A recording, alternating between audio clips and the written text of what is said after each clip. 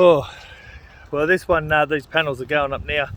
It's a little bit of an unorthodox method because of the camber in the ground, and it's pretty savage in the corners. It drops down considerably, quite a lot. So basically all we're doing is cutting the panels to suit and cutting the bottom of the spears so we can drop it down to get that little bit of extra gap to get away and rake the panels.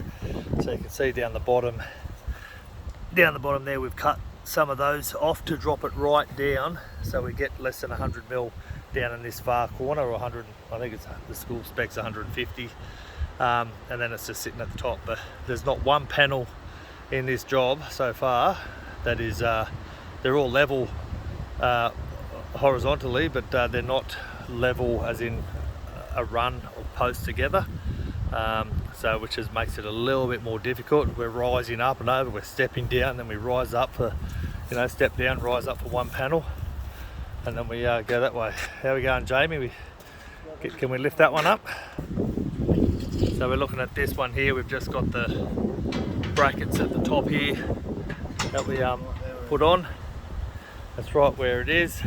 So we'll just pin that off, and then we've got our big gate that we've done earlier on. So we've got that standard there. Jamie will just pin off the bottom panel again.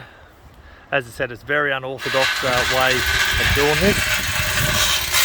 Tomorrow there's a gap here in this corner that I can't quite get around, and I'm thinking off the ground there, so it's probably at 125 mil.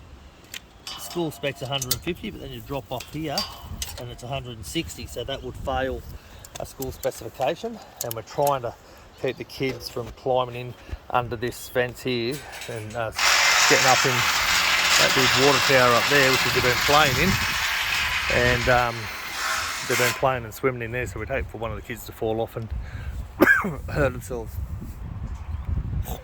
And I just wanted to blow back.